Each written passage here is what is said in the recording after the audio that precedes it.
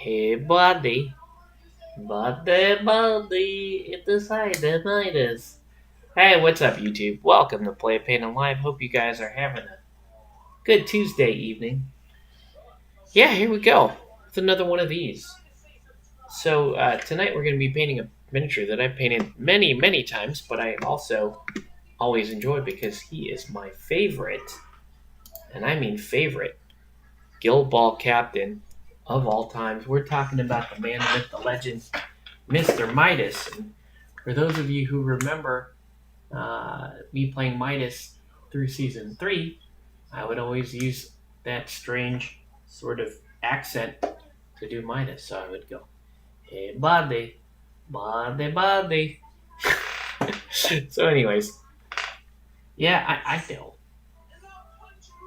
Is it silly when I do stuff like that? Absolutely. Is it a little embarrassing for a grown ass man to do that kind of stuff? Sure. Yes. Why not? It is.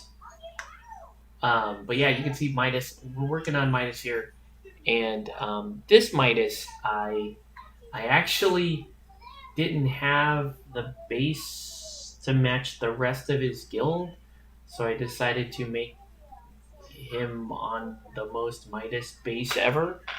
So that's what we're going with here, and I think I I'm not 100% sure if I should do his pants in like the classic like dark brown that it usually is, or if I should do something, or if I should just like really make him green. Um, so I'm not 100% sure on that. I think what we're gonna do. Well, before we even decide that, let's continue. Let's finish his skin. So we're going with.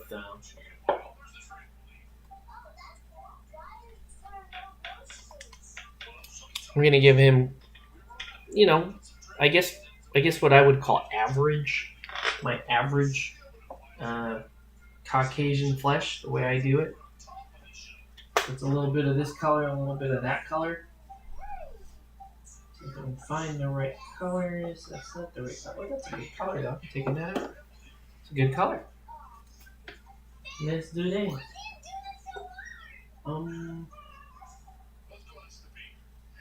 Okay. So I like to mix a little bit of sunburn flesh in with a little bit of pale shadow. Or I'll say a little bit more pale shadow. Okay, this is kind of like how I like to do skin. I usually start off with a Gilliman flesh base, and then kind of work my way up that way. So, okay, and you don't have to do, you know, with guys like Midas, you don't need to do a lot of these layers because there's not a lot of skin showing. But this is kind of how I like to do it. So we're just gonna, and I like these colors particularly because they build well off of each other. And because it's a Reaper, they have pretty good flow properties to them, so I can put together a pretty decent skin finish here on Mr. Midas.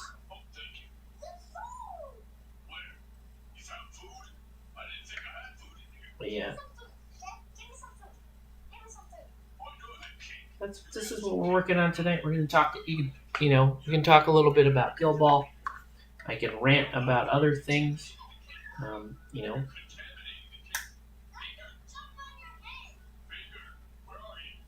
just kind of paint for a while and play it by ear, right?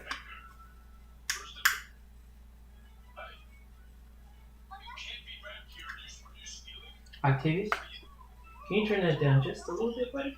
Thanks, son. Thank you, son. You don't have to turn it down a lot, just a little bit. Just a little bit loud.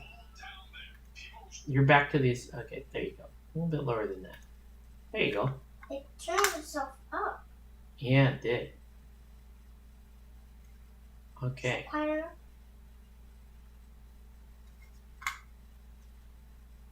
All right. But yeah, we can take some time, paint this the way we like it.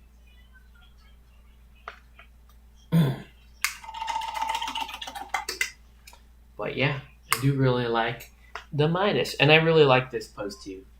Um, it, so I did color shift on the gold, which is really cool. And I also to give it a little bit of shade, I tried out um, I tried out these MIG ammo shaders, which are cool. They're designed they're airbrushable shades, and I was a little skeptical when I first picked these up because I was thinking, well, if you drop an actual shade, if you drop a regular shade or a wash into an airbrush, it actually functions more like a tint than a shade. But as it turns out, this actually does still behave like a shade, in that you can see that it dropped decent shadow on the gold, and didn't really tint the gold. Actually, did a really good job, and I love how this whole thing kind of shimmers like that. So it's pretty cool. Let's do a highlight layer on the skin. So I'm gonna mix some more fair shadow into my little mix here. If you're just joining us, welcome to Play It Paint on Live. Let us know what you're painting or what you should be painting. Tonight we're working on the Midas. The Midas. And man, what a great weekend we had for Guild Ball this past weekend, playing the Kingdom Cup. It was pretty dope.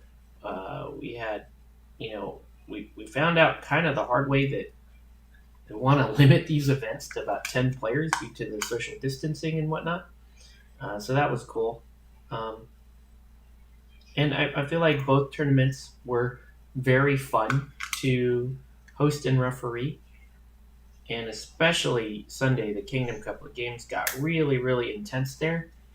And it was just excellent play all around by everybody involved. So I want to thank all the participants, the people who showed up to the Kingdom Cup, and a little special extra thanks to the people who not only showed up for Sunday or showed up for Saturday, they went to both and they traveled. And there's a group of our participants who did that. The person who came from furthest away was Michael, and he is actually the person who has commissioned me to paint this Midas. So this Midas has got to match the rest of the team that Michael bought off me. So he's got to match that kind of. It's kind of like a minty green that this Midas is. But like I said, I did not have the materials left to match up his base, so I'm gonna have to order.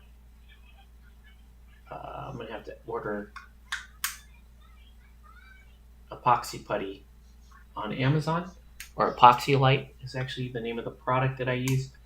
And in the meantime, though, failing that, he is on this cool gold base. So we'll see how it goes. We're gonna try to rock the gold base. All right, it's looking pretty good so far. Hey, guy, and we're gonna work on the undershirt here. So just a few decisions to make regarding this model. Hey, guy, let's see if I can find it. But yeah,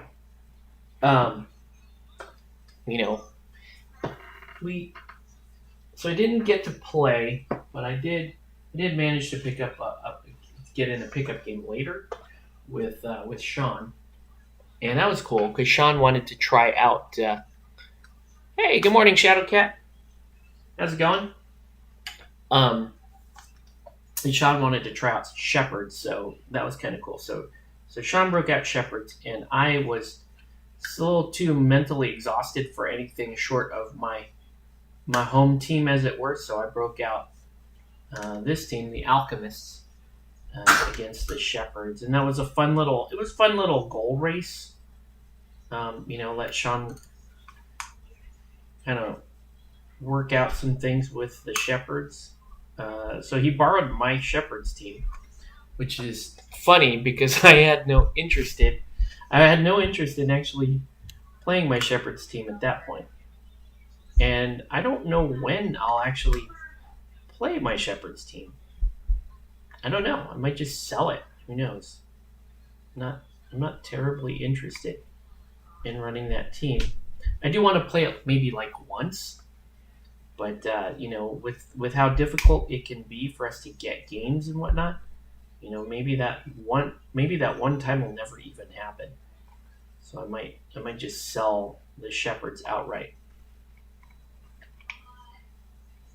But yeah, very good weekend for Guild Ball, and it's good to see old friends. We had Andrew come down and call the game. So if you go back and watch the streams on this channel, you watch the Kingdom Cup streams.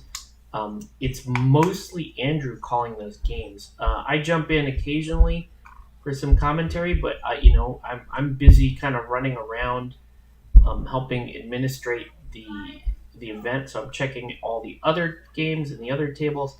Andrew's really doing the bulk of the commentating on the channel. So if you haven't seen them already, I definitely recommend doing that. Those were streamed directly from Comic Quest. Now the first game was a little difficult because we didn't realize how bad the local Wi-Fi signal was there, and it kept lagging out. So what I did was I ended up hot swapping to just a mobile hotspot on my own phone. And that actually worked out very well. So that was a nice little boon. And we figured out that it's actually not bad to stream using my own phone as the hotspot from Comic Quest. So that's kind of cool. All right. I think I want to give him like brown pants. I don't know. I mean, it is Midas. Midas has in the standard outfit, his pants he just has like brown trousers, and I've never been a huge fan of those. But what would actually work better? I think would be gray. I think gray because it would fit the cooler theme that I'm going with. So I think we're going to go with a gray. I think we can go with this heavy blue gray. And then shade it down a little bit. So I think we're gonna do that. You working on anything specific, Shadowcat? Welcome to the Discord, finally, right? Oh, hey, what's up, Mike? Yeah, we're making some minor color decisions here on Midas. As you can see, I did not have the regular basing material, but I thought it would be cool to put Midas on this big pile of gold. And I got to paint. You can see the bags are undercoated white right now. You can see the gold is a color shift, so it looks green certain angles. It looks red. You see as I'm moving, right? As you move the piece around, you can see that the color shift. And in fact, there's a tiny little bit of color shift here on his arm, where he's doing his fulmination stuff, as Midas would do. Painting a Chaos Blood Bowl team.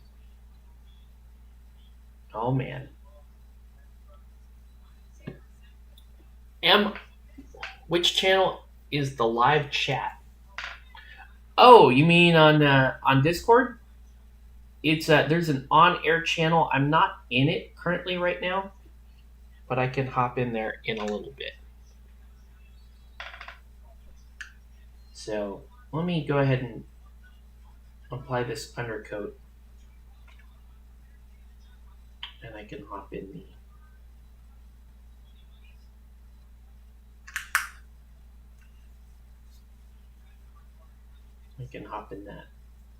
that live chat at some point. Now, no pressure, but you have to be entertaining.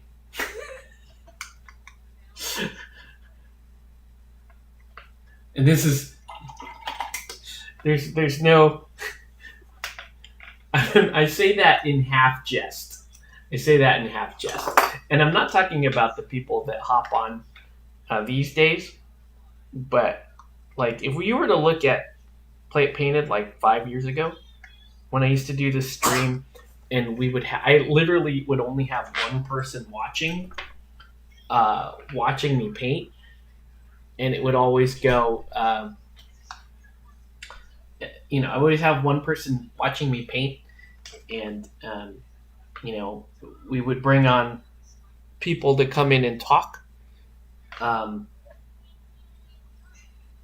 The people most interested, it's a weird little phenomenon. The people most interested in jumping on and talking were the people that had the least to actually say or contribute. Can you show the gold again? Sure. So I'm going to move the colors around. But yeah, you can see, I don't know how well it comes out on camera, but you can see some angles, like there, it looks green from my angle, then it starts looking red, gold. So it's really neat. It has a neat little, those are Vallejo color shift paints I'm using. And I just wanted to put Midas, since I couldn't get him on the same cobblestone base.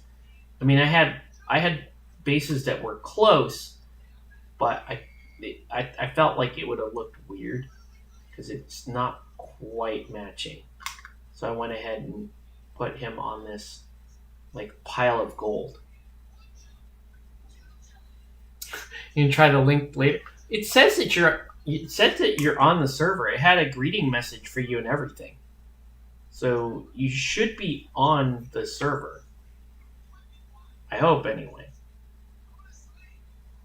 Okay. So yeah, we're gonna go with like a darker green. I'm sorry, like kind of a rich gray on the pants. Unless you have like a specific color you would prefer that I use here, Michael. Let's see. Let's get the white undershirt. We're gonna make this pretty bright. So his color scheme is gonna be on the cool side.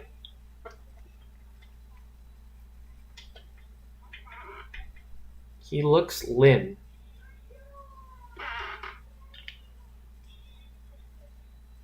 I don't know what that. Okay.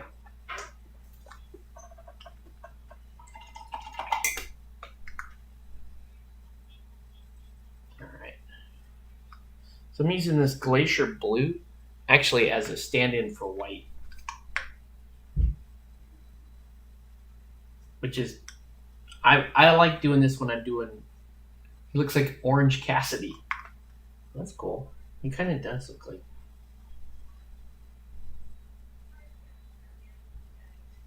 There was a second there where I had his skin a lot darker, and the beard was a little darker, and he started to look like Luis Guzman to me.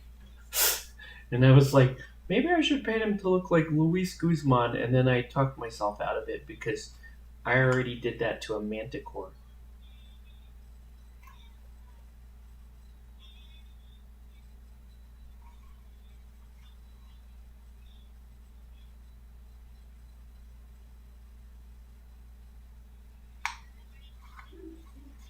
All right.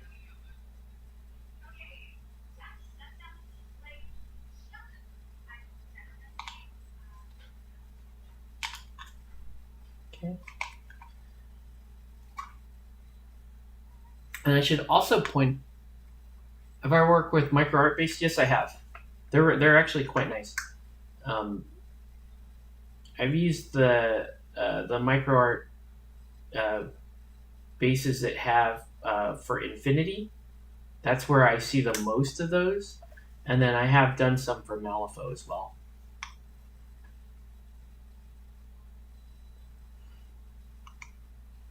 I've never watched Punch Drunk Love, but Luis Guzman, I always think of Boogie Nights, and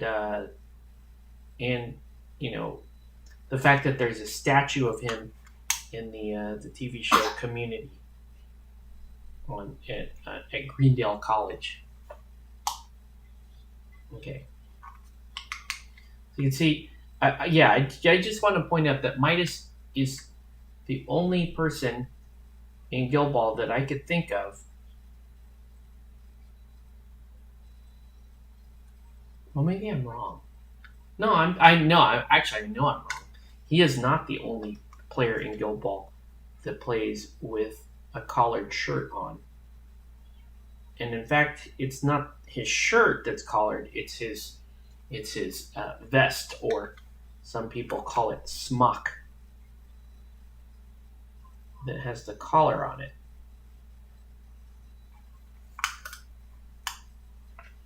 All right, so we're doing the opposite here. We're using Griff Charger Gray as an undercoat in the case of the white shirt that he's wearing, but now we're going to use it as a wash for this. Actually, I need it to be a little bit darker than Griff Charger Gray. Let's see. So I may mix. Yeah, a lot of farmers have collars, and and then I thought about it. What's up, Reagan? I also thought about that. Harry the Hat has a collar. Rage has a collar. So there's a lot of models in Guild Ball that have collars. So I was like, isn't he the only guy that has a collar? No, he's not the only guy that has a collar.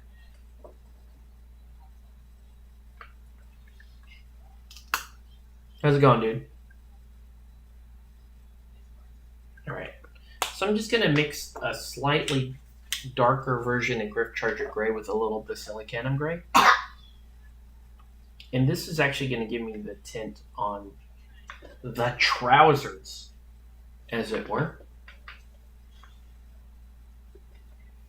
Let's see how this works. Yeah, so it's given me like a more medium gray tone. And you could highlight this back up with. Do you have a preference for those sculpted resin bases? It more depends on if it goes well with the miniature, right? So, for example, I used on one of my teams, I used resin secret weapon bases. There were secret weapon. They were like pentagram bases, so they looked like a little bit more magic on the magic side of alchemy than anything, and I thought they looked cool with this team. But it is just gonna. I don't have a specific brand or preference that I like. Yeah, I don't know. I will say that I find secret weapon and micro arts to be good quality for resin bases. It's the other one that I used. I don't think I've used Dragonforge or Rain City. All right. So a little bit of gray there. And then let's start on the green. And the green is actually, there's like a family of greens that I used on this, on the rest of that team. And the undercoat, I believe, I want to say, well, the base coat is this color foul green, but the undercoat was a color that was, I believe it is jade green. So I have to find jade green.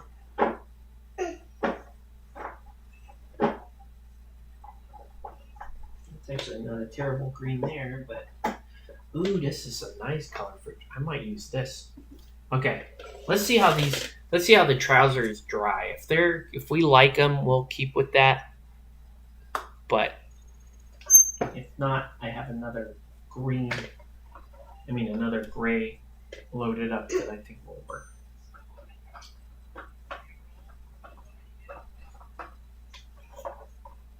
But yeah. What were we talking about? Sounds like you might throw in those prize kitty for your next event. Cool. I'm not sure if we might do. I think the next Guild Ball event may be Extra Life, which is November 3rd. That might be the next Guild Ball event. I definitely want to have another Guild Ball event before the end of the year. Used a razor saw and miter box to make pentagram bases. Wow. What's up, Cam? Cameron Schooley. How's it going? Welcome to the feed. Alright, so I mean the gray right now that he's on, it's not terrible. Let's just see how it goes, right? It may blend in too well. It might not be.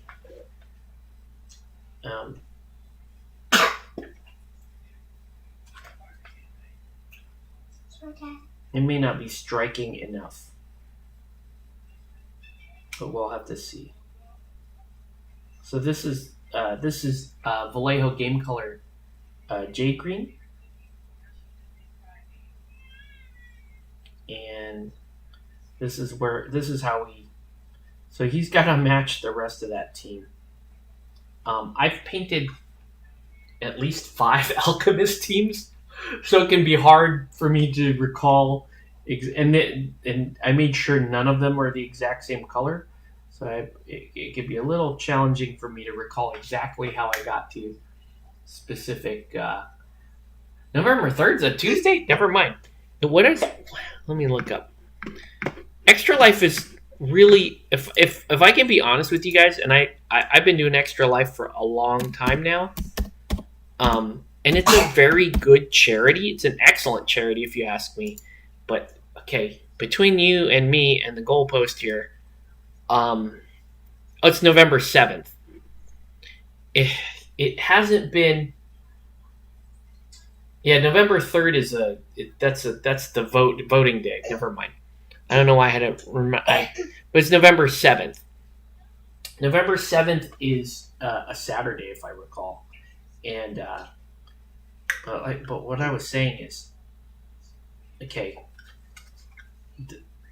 I've noticed that the quality of how Extra Life has kind of been administrated has dropped off in the past 2 years, and it has me a little concerned. I'm happy to support the charity, but I have noticed sort of a waning occurring, and I don't know whose fault that is, and I don't care to venture whose fault it is. But just little things like last year, last year I had a really, really strong campaign. And it was like little things, like they didn't do they showed us the design of the shirt, but there was there didn't seem to be a way to get the shirt. The way they did the shirt each year is, once you raise $200, you're eligible to get the shirt, and you can get the shirt fairly early. I liked to get the shirt prior to the actual Extra Life game day because you want to wear it on that game day, right? You want to promote the charity that day. And it used to just be a slam dunk. You could do that every year. And I did that every year for like the first 3 or 4 years, right? And then, year before last, it was like really biting the bullet before you actually got your shirt. And we got our shirts right before, and mind you, sometimes I would start my campaigns as early as like June, July, right? I would start fundraising that way, and that way I had a big old head start by the time game day arrived, and then and I'd have the shirt, right, just to help promote the event. Last year, it just came and gone. And it was like, we never got a link for a shirt. We never got the little automated system said, hey, congratulations, you made it to this point. Stay tuned for information on how to get your shirt. So yeah, guys, I screwed up. It's not November 3rd. It's November 7th. Yeah, go vote November 3rd. But anyway, yeah. Um, so I just noticed it's stuff like that. It was internal communication has kind of dropped off a little bit, and so I my intent is to continue to support the charity, but um, I just have some concerns.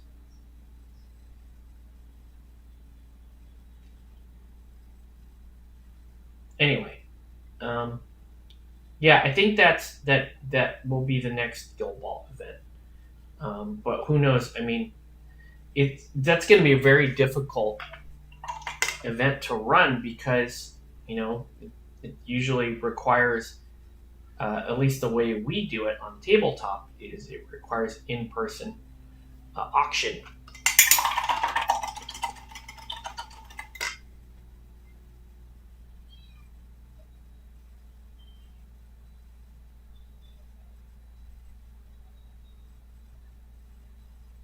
Okay,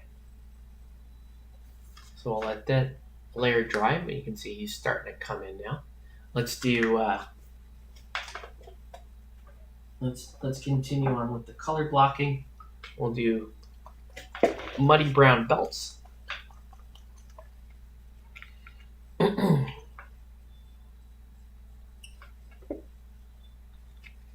So, which means the October event. Last year was your first year. Oh, nice. Yeah, there was a lot of cool stuff in the raffle.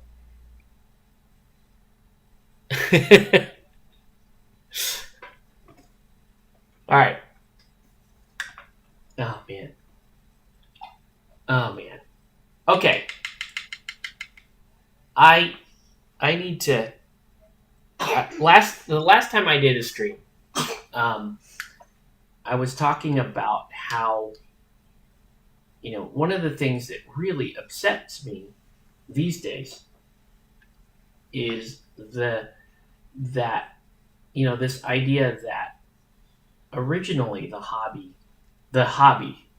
greater, yeah, it's okay, Shadow Cat. I just I don't know. I'm not mad at anybody in particular, but it just gets so tiring. It's difficult, and I understand it's difficult to talk about anything these days. It's difficult to talk about anything these days without some sort of political undertone or political messaging. And it's got me fuming mad at this point. Not at anyone in particular, but it actually at this point it sort of evokes a sort of guttural reaction from me. The fact that this, and I'm sorry to say it, but this garbage has infested everything that was pure and wonderful about life. Everything that could have possibly united people that just that otherwise don't agree on a lot of things has just been polluted by this. It really makes me sick to my stomach. Not showing the yellow to use on Asbats. I don't know. The yellow. I think you were using like Nasdaq yellow or something like that, right? You had actually pretty nice gold yellow going on it, from what I saw. But yeah, okay. So I'm gonna leave it there. I would love it if and I know it's so hard because we just get bombarded with it all day long. This and this and this. I literally liken it to religion. We have now. That's it. We've now gotten to the point where,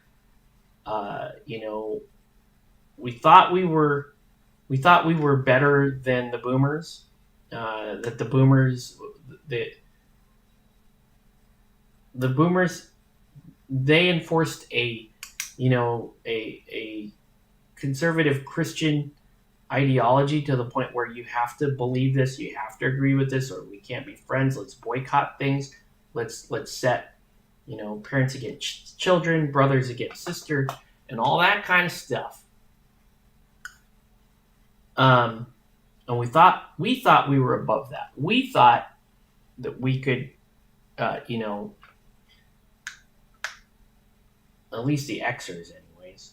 We were like, you could be an individual, and let's have a group of people that are all very different, but let's unite around certain things. Let's talk about things let's stick to things that we can share in common, and then come to realize that all that other stuff that we disagree on, it's not all that important once we see each other as equal human beings. But you can't do that anymore, and it just makes me sick, because it's like it's not. If we start to figure out, I would love it if we could identify collectively, if we could identify the people that cram this down our throat collectively, and tell them all to F off. Like, get out, go away. You are divisive, you are not productive, and you destroyed a lot of things that we loved for your stupid conversation, right? But anyway, okay, that's all I'm going to say about it. But anyway, you sent me this really cool work in progress. You posted it in the Discord if you would. We have galleries in there. I'm going to have to clean up the old War Boss Tate galleries because the July painting challenge is over. But yeah, feel free to do that. Let's see. And then we want to say that Midas is wearing a chronograph. I'm just going to call it a watch. He just has a cool watch. I don't care. And then he has this thing here, which I'm not really sure how to address that specifically. I want the background here to be black on that.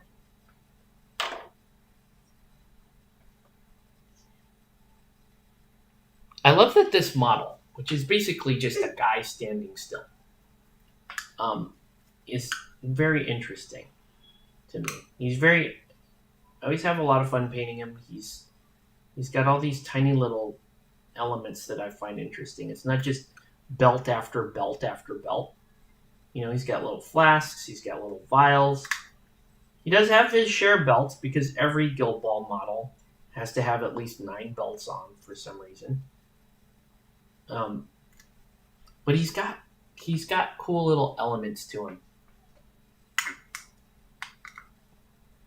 And you can agree or disagree. It's all good. What color should these bags be? The sacks.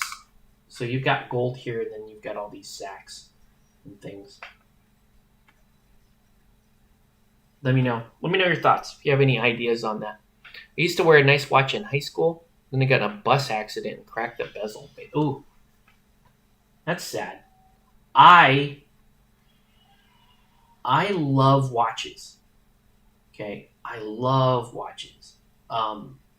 When I was in junior high, this is how old I am. Guild Ball models have belts. Nice. When I was in junior high, Swatch was a big deal, right? And I had tons of swatches.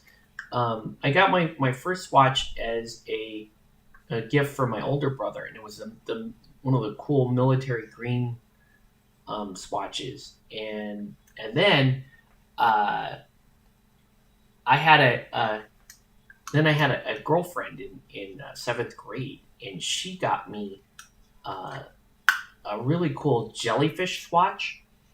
And then my parents got me. They got me like a couple of swatches, and I forget who else. Like somebody else got me a swatch too. So I ended up getting so many swatches in like the course of a year that I made a belt out of swatches. I made a belt, you just, connecting the swatches end to end. And I thought it was so cool. This was 1980, 88, I think, 88 or 89, forget. And I made myself a whole belt of swatches. I thought it was the coolest thing ever. And the other kids were like, whoa, that's nuts. That guy has that many swatches.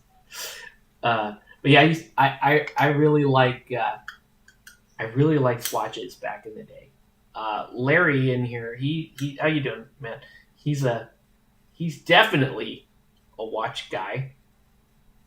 He helped repair my watch last year, and that was super cool.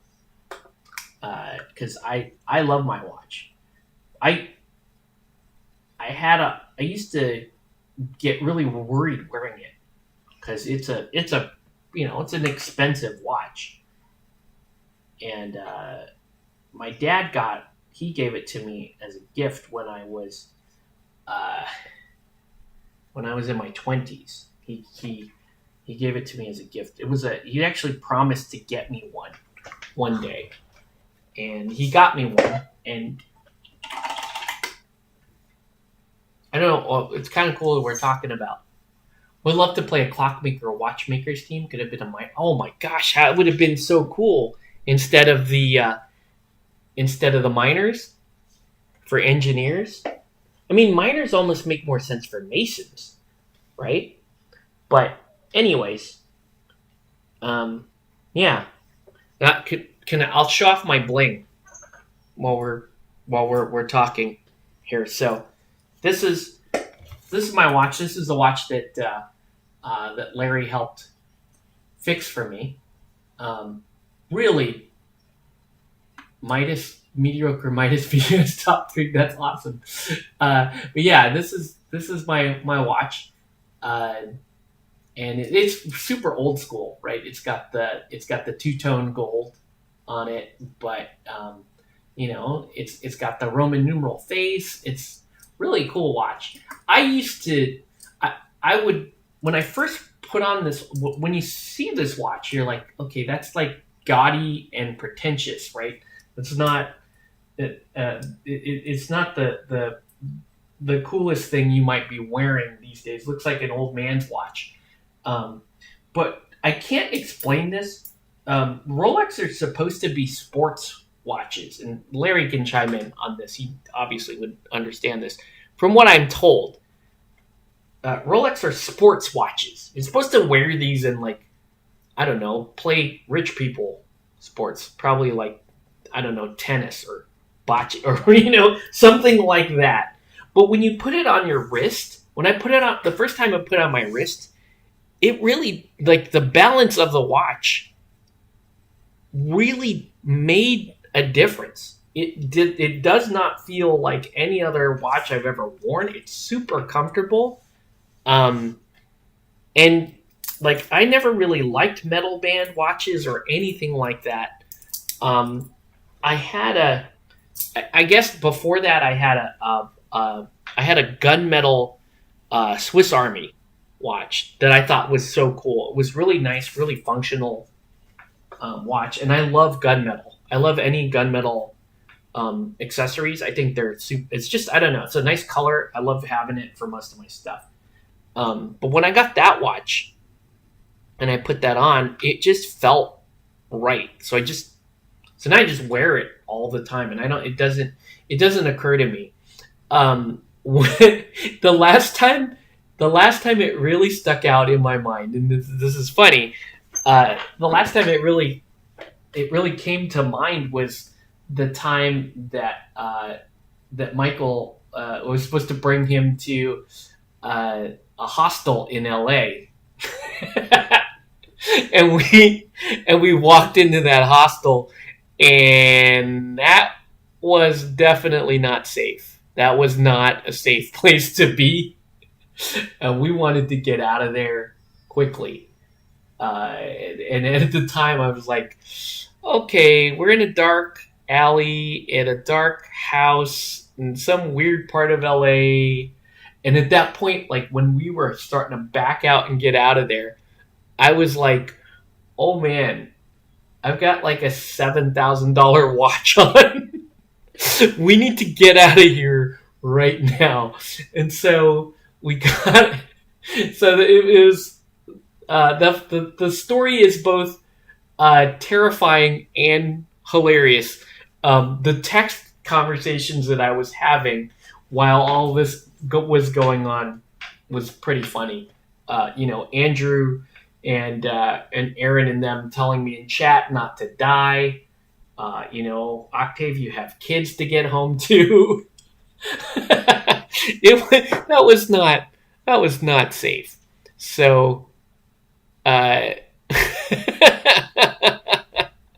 even noticed when I wear my Rolex anymore, smoking like a true here.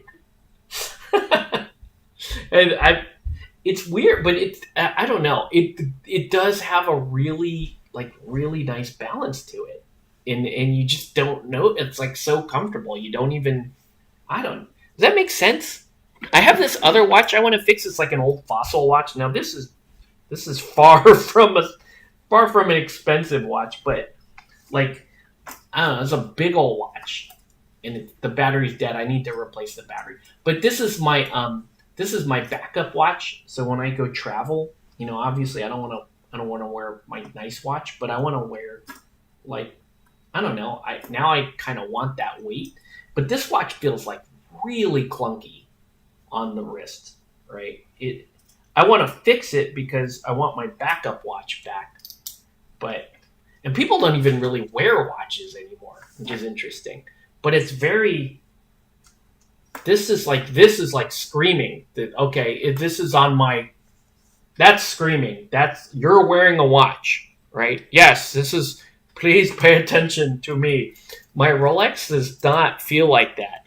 The Rolex is just so well balanced. It's like it just. I don't know. I hope okay. Larry says I'm not completely BSing you guys. But they're heavy, but they're nice too. Like I need to get. I don't know. I'm sure it doesn't cost anything to replace a battery for this. So I just need to do it. But I don't know. I'll bug you, Larry, about that sometimes. Or maybe it's not even worth your attention. Maybe there's just a way to just pop this open and throw a battery in it. I don't know. You tell me. You only wear your Apple Watch? Yeah. That's why I nearly bought a Samsung watch this year. I nearly bought one, but I'm like, I'm probably not going to wear that. Like, my wife got me a Fitbit before, and I wore that for I want to say 2 weeks, and I was like, this doesn't feel right. Okay, cool. I could keep track of my steps and whatnot. It just didn't, I don't know, it didn't feel right.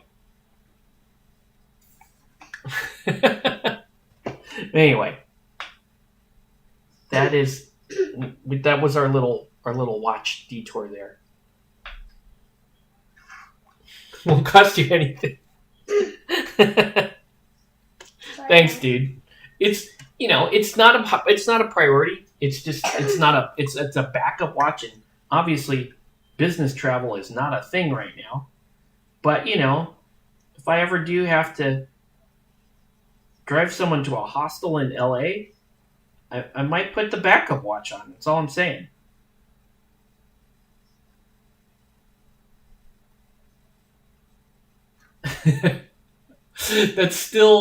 that is still the funny one of the funnier and yes, terrifying stories regarding Guild Ball.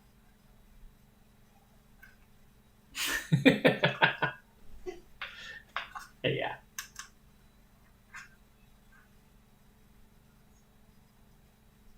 Okay. So let's continue on with Mr. Midas here. What are you guys working on? Larry, I saw that you posted that Balrog. That thing is awesome. That was really well done.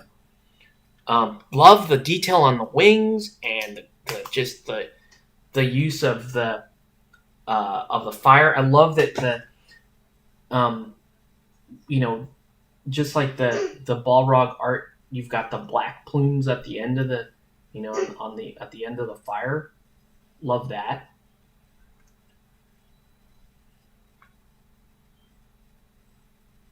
But yeah.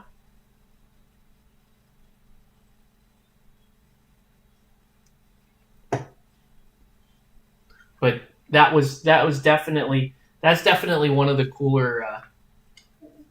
cooler things I've seen posted on the CQ miniature group in some time.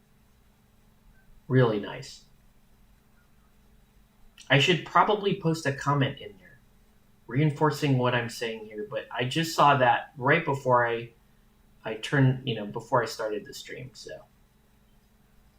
But yeah, very well done.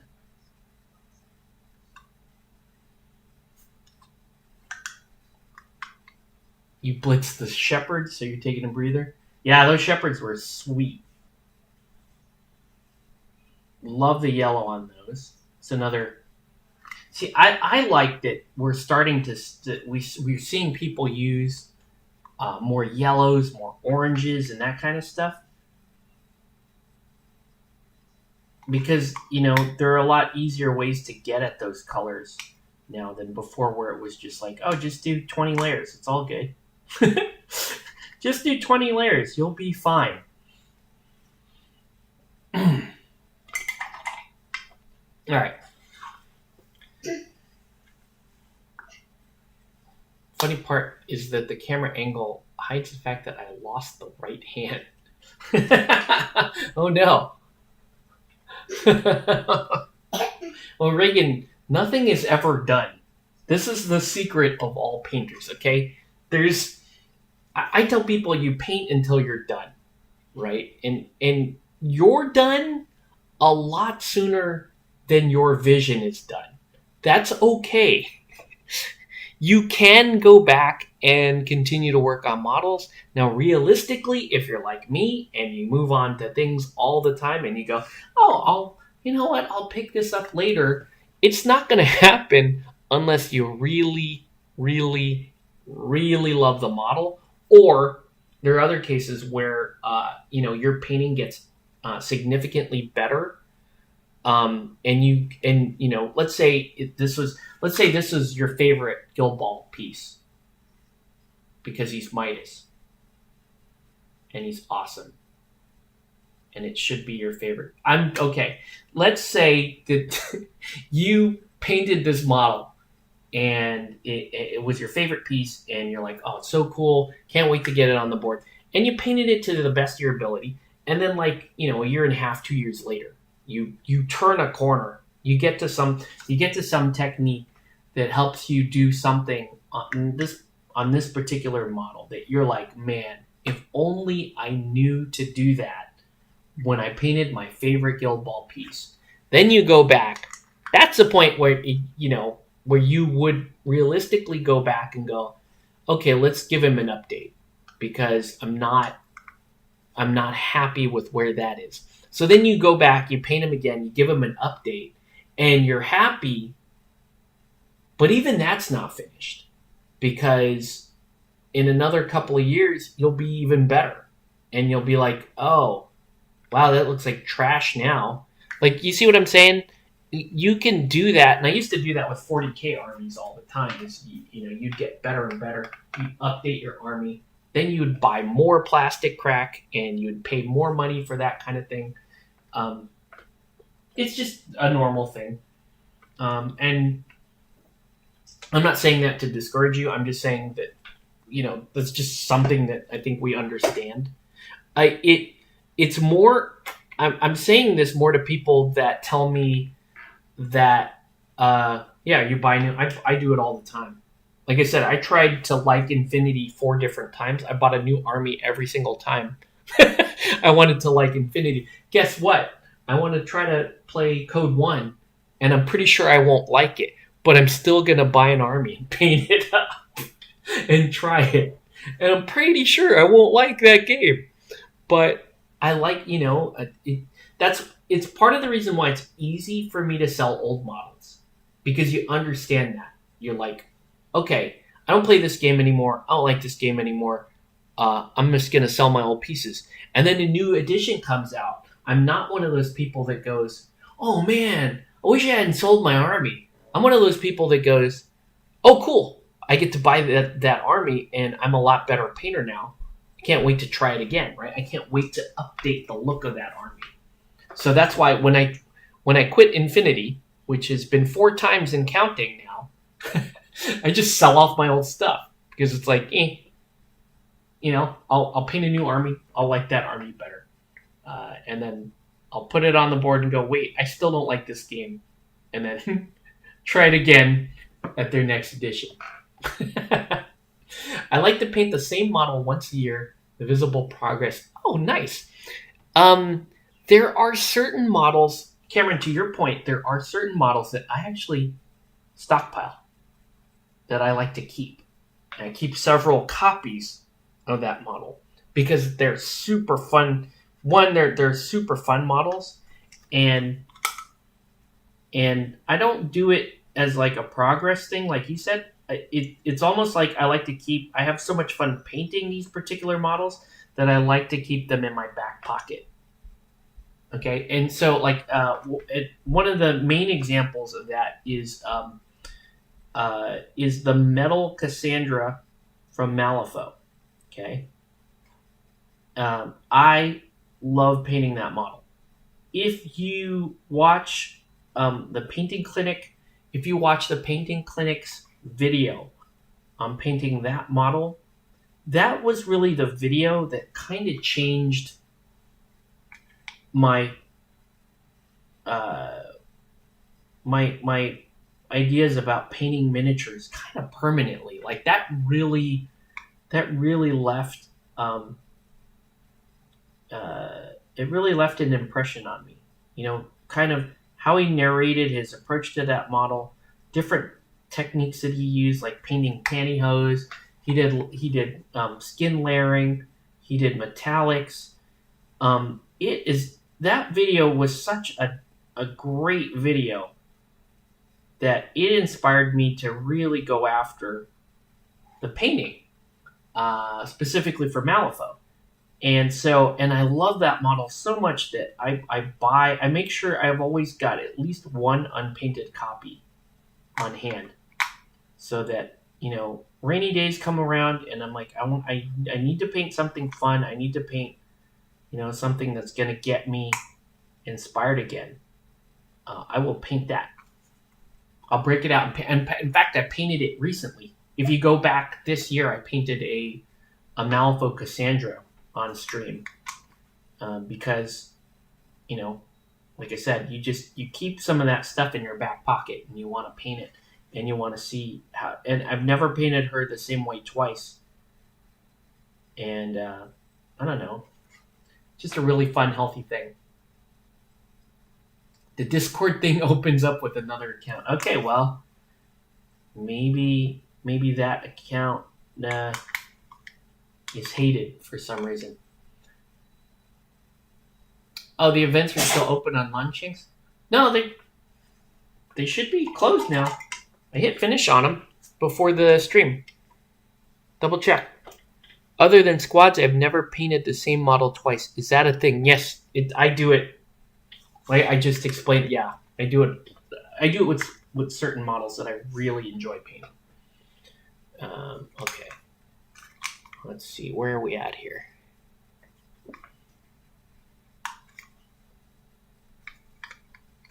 Shadowcat, shoot me a note later. Let me know if I need to send you another link for the Discord. So I will do that. Okay. I need like bright. I need like not really bright green. I need deep green colors. Let's see what we got.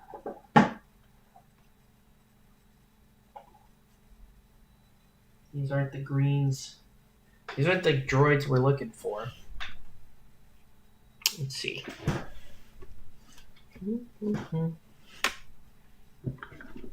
But I like to use kind of deep greens. Where can you find a link to the Discord? I can. Hey, what's up, Sean? I can post one in here. Hold on. One sec, guys.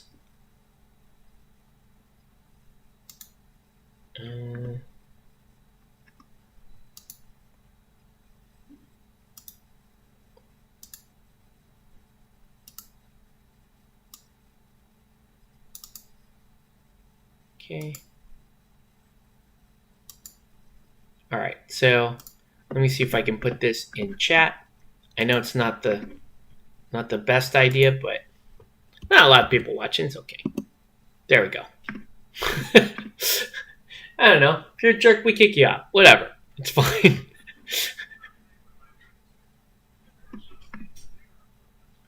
Doing good, man. How you doing, Sean? All right. Anyways, let's jump back to this. Okay, so it's a couple of options here. I could use. I had a dark green ink I could have used. I could also use. I could also just use warp lightning. But I feel like I need to go. Actually, it might be cooler. Let's use some. Let's actually use some Pterodon turquoise for this. Like, give him some really deep green flasks, right? Like he's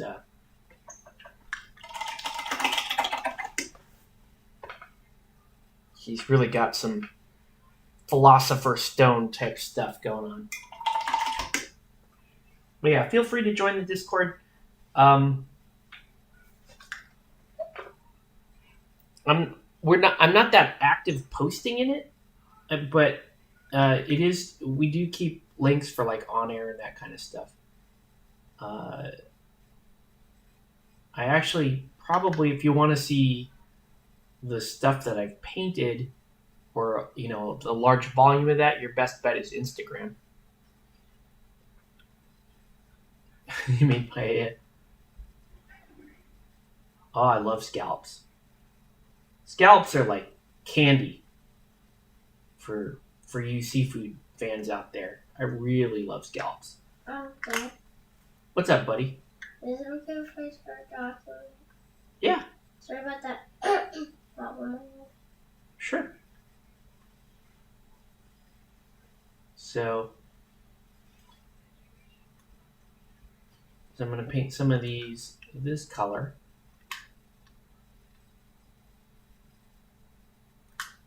Right. You don't want to try too hard to make a meniscus here. We're going to kaijus. Nice.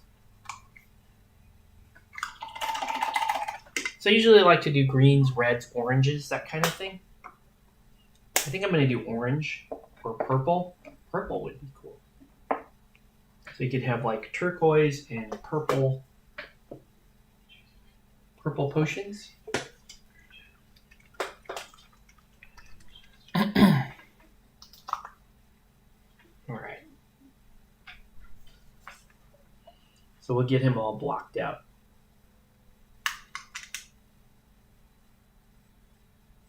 I actually used to have a kind of a code for, who got to have what color vials and flasks based on, were they more fire-based, were they more poison-based in their character plays. Ooh.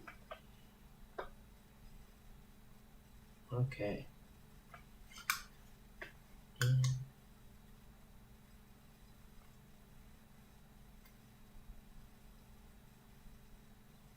These purples are a little on the disappointing side. That's okay.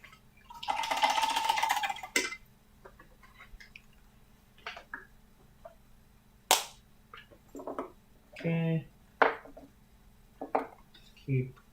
What do I do with the orange?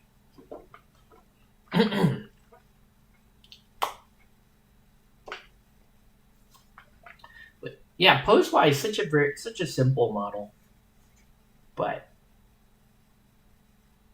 he's just a really nice model. I don't know.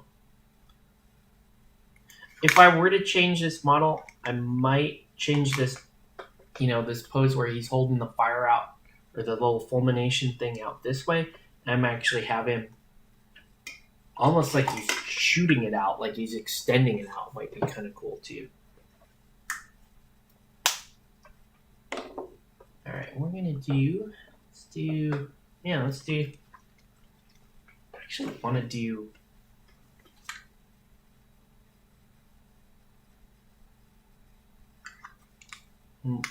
Should I do dark brown sacks or red?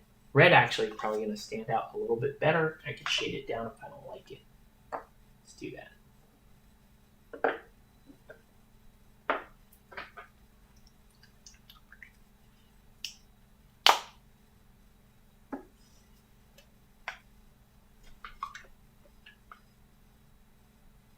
Okay. So yeah, like I was saying, next Guild Ball event will probably be, I want to say, we may end up doing something during Extra Life. Sometime in November. I'd say that's pretty safe. October, I think we may do Aristea or Malifaux. Don't know for sure. I'm excited to play some Malifaux again, but also a little terrified. The last time we tried to do a Malifaux tournament at the store. It just took way too long and like hurt everyone's brains. Malifaux is a very, very deep game at times, and we were spoiled a little bit by how clean the Guild Ball format is compared to Malifaux, right? A Guild Ball game is 90 minutes on a clock. It's 90 minutes, whether you're good or bad or otherwise. You have a clock. It's going to end at 90 minutes. Malifaux, we had rounds that were pushing like 3 hours, and because most people were new and whatnot, and there's a lot of explaining going on. We made it through 2 rounds, and we were like, "Yeah, this is hurting. We're not gonna push this one too hard." So if we do a Malifaux event, then it will most likely be something very casual, like a mini, henchman hardcore league or an achievement league or a new player event and that kind of thing. If we do Aristea, you could do a 3-round Aristea event in under 5 hours. Like, I'm a big fan of that. So I don't know. I'm gonna pose it to the groups, and you guys tell me what you would rather see in October, and we'll just let majority vote decide what we're gonna do. Okay. This is extremely hard.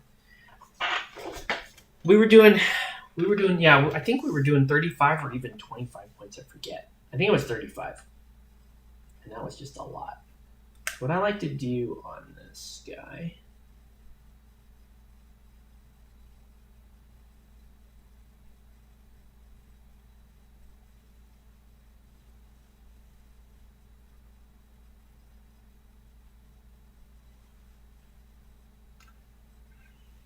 let him do it, right? Yeah.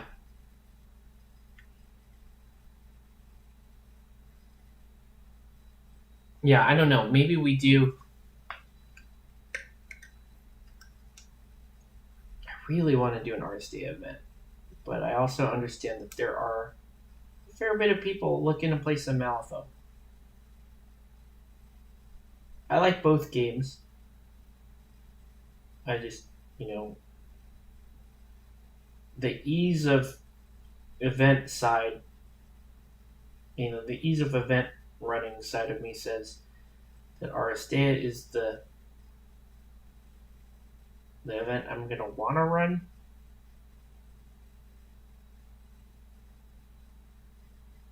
Whereas Malifaux may be more popular. I mean, truth be told, Malifaux is going to be more popular and better for the store. So that's why I would lean that way. Aristea would be better for me and better for my comfort level. Like I said, I can do either. All right.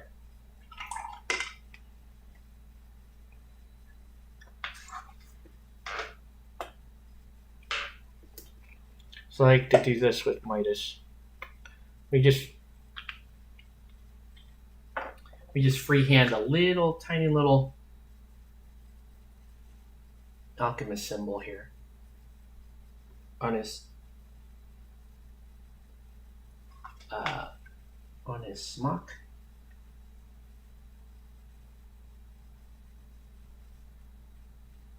And this is fairly easy to clean up. So not the end of the world if you screw it up a little bit.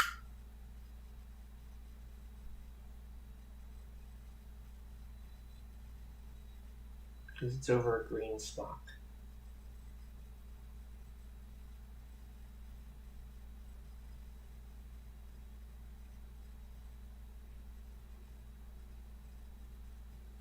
So I'm hearing in this chat, people want to do. You could do no, I don't have that kind of time, Sean. I can't do. It's also October is also both my kids' birthdays, so I can't be giving up every weekend to do an event. So I would love to be able to run both. What's that, Octavius? October's too close. Yeah, October's too close. And your birthday and your brother's birthday is in October. This is October 1st, and mine was October 11th. That's right.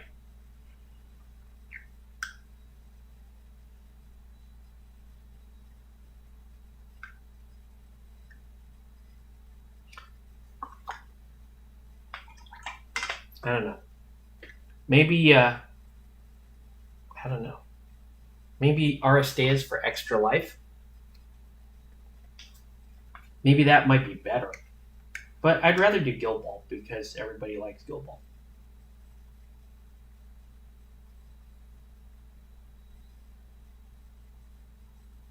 Aristea is just such an easy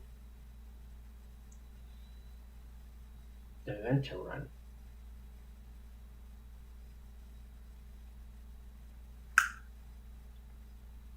I don't know. Maybe we.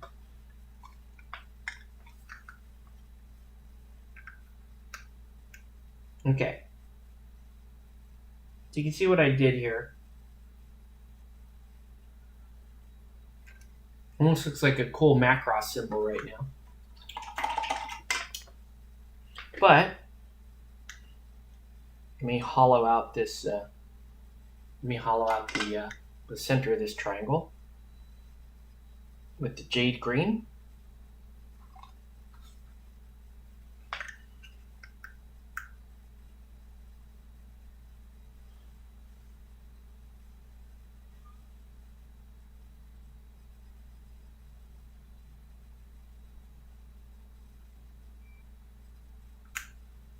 There you go. So you can see now you've got a little bit of an alchemist symbol there. Let's take some yellow. Fill this bad boy in.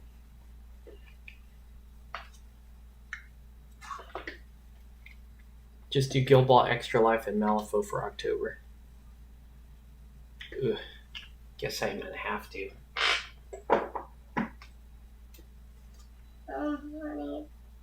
And you have to come up with a format that's not going to be upsetting for a whole day. Plus, I'm going to have to reconsolidate all my terrain. I mean, we're probably not going to do that much on my birthday anyways, Dad. Son, we're still going to do a little party for you. Don't worry.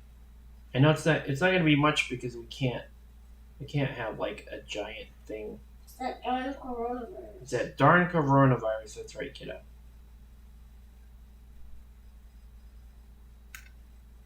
What made the universe think, coronavirus is a good idea? I do appreciate your sarcasm, son. All right. Let's see.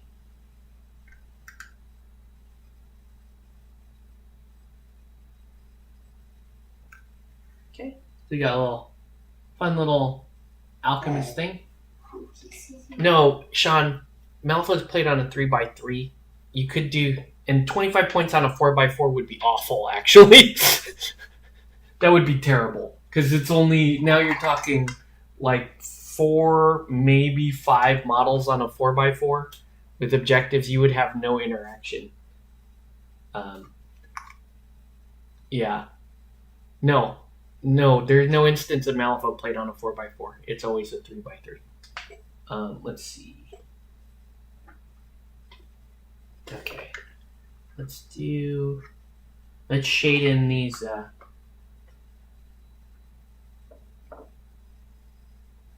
shade the buttons in. Sorry, come here. Cough really weird. Oh, it's okay, kiddo. There's these sounds here and there. Mm-hmm. It's okay, dude. It's just my allergies, everybody. We don't have coronavirus. Yeah, no worries, bud. No sweat. I have the specs. No, I know. It's been a while since we played. I'm just telling you, it's not played on a 4x4. I tend to hate 4x4 for a lot of games. I barely tolerate it for Wrath of Kings. But I think that really the sweet spot for tabletop games is 3x3, and even better in some cases is 2x2. Yeah, no worries, Sean. I appreciate it. Don't worry about it. I'm just saying, like, yeah, I don't know. Maybe I have a little bit more detail into the game, but I didn't mean to come down so hard on that. It's not a good idea to do. 25 points on 4x4 would be kind of a bad game. You could do 25 points. 25 points on a 3x3 is fantastic. Henchman Hardcore, which is, it's like I believe Henchman Hardcore is like 20 soul stones, including the Henchman leader, is also played on a 3x3. So Malifaux they don't have a format for Malifaux that does not play on a 3x3. And I wouldn't even recommend playing a version of Malifaux that is not on a 3x3, because it's just, you need a certain amount of terrain and really it's not even the model count that really bogs you down. It's the number of interactions that happen, and just how a lot of crews are they can be very activation dependent, and so you're like racking your brain trying to figure out the best order to activate your models. And that can be a little harrowing. Yeah, appreciate the ideas. It's just it does take a little. You probably want to brush up on rules and stuff before we really start to figure out like what kind of format or any modification to a format we could make.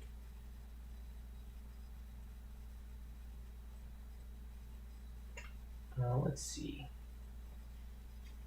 I don't see the purple here. I don't see it. Why is that not here?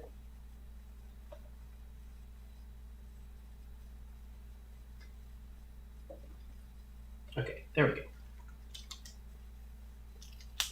Your daughter turns 5 on Thursday. Yeah, this is just gonna be a rough year. Birthdays and that kind of stuff are just gonna be bad. Darn virus. That darn virus. That's right, kiddo. Keeps ruining it. Mm-hmm. But it's okay. I mean, we'll just have a little thing, dude. It's okay. We'll have like 2 people. Yeah. Okay.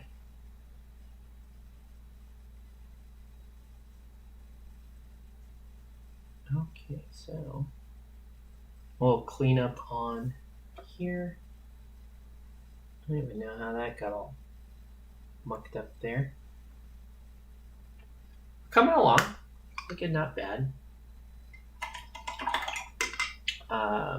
The way these bases are hashed out, they actually have like the 90-degree hashes on them. So I'm gonna undercoat with this color, this glacier blue, which will eventually we have to punch up to white. Malifaux doesn't have any clock. No, it doesn't. There's the official formats, the official competitive formats are just a round clock. So you have so a round in Malifaux, which is a standard Malifaux game, is 50 soul stones, which honestly is not a huge jump from 35, but it can mean the difference between, several or, enough activations to kind of drive you over the edge. I found.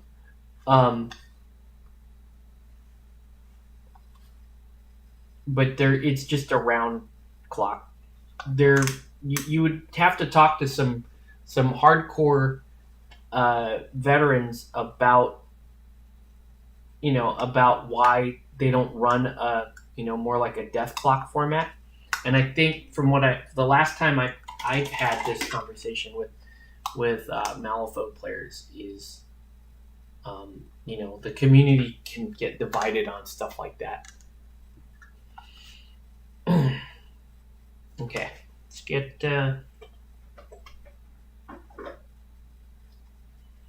you're 21 again this November. Wow, woo! Happy 21st again.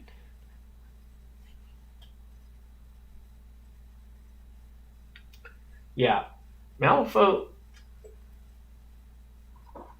it's a super fun game. I love playing it, don't get me wrong. Really enjoy playing Malifaux. I don't really like playing more than one, at the most 2 games of Malifaux, though. But that said, I do think it would change if I played it all the time. I feel like Malifaux, even more than Guild Ball, I feel like Malifaux is sort of a cruel mistress, right? You really want to dedicate all of your time to figuring out Malifaux if you want to play it at a deeper level. If you want to play Malifaux at a casual level, that can be very challenging because there are at least 64 different playstyles in that game, so something to be aware of. And then also, just knowing the different keywords in different models, that's a very hard game to conceive playing casually. I think it's almost, Malifaux is kind of like it's kind of like a lifestyle. Back when I really enjoyed Malifaux, which was 1.5 days, that was literally the only game I played. Even with Guild Ball, which I play a lot and still is my favorite game, I still have room in my brain to play Aristea, to play Batman 3rd Edition, to play a few other games. But with Malifaux, when I was playing Malifaux, all I played was Malifaux. And so it wasn't I know I'm preaching to the choir, but it's all downhill from Guild. Yeah, I feel like Malifaux, it's definitely a fun game to learn. If you're gonna play it competitively, I feel like you have to have a reasonably good collection, and you have to have uh, a fair amount of experience facing, many of the masters. But I don't know. Competitive Malifaux just sounds awful to me. If you want the truth, barring like if we really messed with the format and said, single, you could only take one or two keywords at the most, and then your general per faction, you have to keep the same faction all throughout the tournament. Which, by the way, these are not rules in the Malifaux organized playbook. So in the Malifaux, like a gaining grounds, you're actually allowed to switch factions between rounds, which is crazy, right? The person who owns all the Malifaux things does stand to have an advantage there. And yes, there's no death clock. There's no clock per player. And if you're that guy that's running, there's a guy that ran Summer Teeth that had so many interactions that he did. Like, he did one action. I remember one time I was playing that guy. He's from the LA area. He did one action with Summer, and it ended up like killing a model, reviving a model, placing another model, moving two things for free, taking another free shot action, and then giving himself a buff. And that was one interaction. It took that his whole Summer activation, is three actions and a bonus. It took him 15 minutes to do one activation, and that's atypical for Malifaux, but that's just how this guy designed his army. And why not do Batman? I know Batman. It's a good idea. That's actually not a bad thought, Shadowcat. The problem with Batman, we'll change gears in a minute. I'll explain that one in a minute. Well, as soon as I'm done here. But with with Malifaux, this guy designed this crew that just like hurt all of our brains. He was like, I'm gonna do this, and it's not that he was unbeatable. It's just that one interaction would take so long that you would lose your will to live. So it's like, yeah, okay, sure, just walk over there, just touch, just interact. I'm not even going to stop you. I need to rethink my life, right? So we just let him do that. Like, just go, right? And there were other crews in Malifaux, like in 1.5. It reminded me of Hamlin in Malifaux 1.5, right? So Hamlin is the rat catcher, and he basically, rat catcher, Pied Piper type character. So you have rats. In the Hamlin crew, you have loads and loads and loads of rats, and you have rat catchers, and then you have Nix the dog, and you would run like this huge 20 model crew. And every time it was Hamlin's turn to activate, he could almost do this infinite loop of placing rats, killing rats, making rat catchers out of rats, moving the rat catchers, replacing them with rats, reconsolidating those rats with other rats to make rat catchers. And it would snowball to this point where he's just like, you lose track of your life, and he would be switching out rats for rat catchers and rat catchers for rats, and giving him, this person has a plague and this rat, and it would be like 30 minutes later and Hamlin is still going, okay? And that was awful in first edition. It was terrible. And no one would play Hamlin. I mean, like, if somebody showed up to the store with Hamlin, people would just get up and leave. It'd be like, why do you hate friends, and they would just get up and walk away. Um, Now, okay, so you're asking stuff like that is better in third. Yes, for the most part, yes. I would say definitely they fixed Hamlin. They fixed a lot of the crazy Karai stuff that would go on for hours and hours. Um, they fixed a lot of it. But this particular guy, I think he kind of single handedly killed the prospect of Malifaux in CQ, at least for the better part of a year, for showing up with a summer team that was like 12, 15 models strong. Now, in Malifaux, you should really only be running about, I would say an ideal crew size is probably between 6 and 9 models, frankly. Hey, what's up, Chris?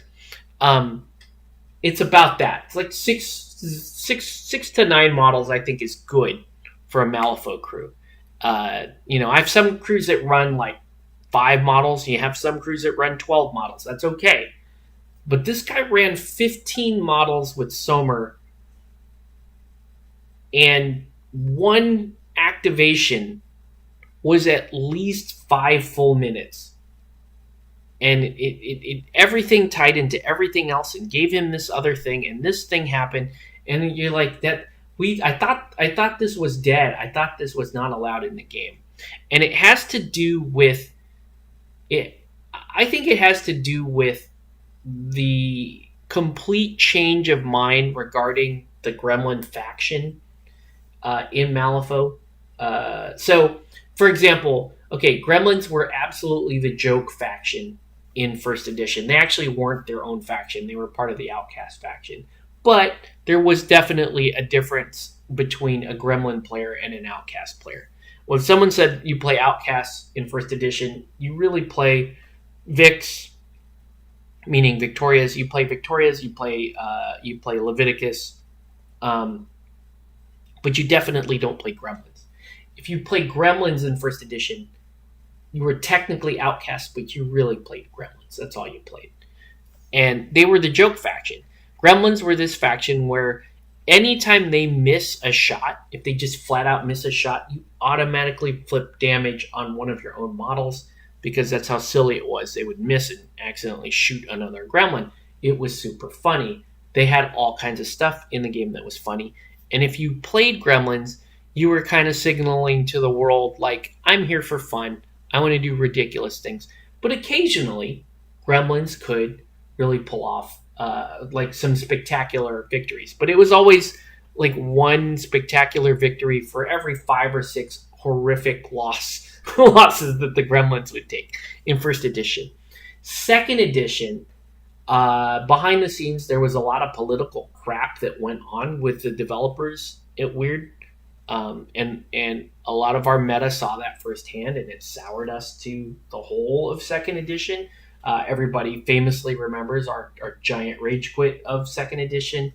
And at that time, they decided, because they hated the Gremlins creator so much, who is a local, by the way, and a friend of mine, they wanted to get rid of him so bad is that they went 180 with that faction and made it in second edition.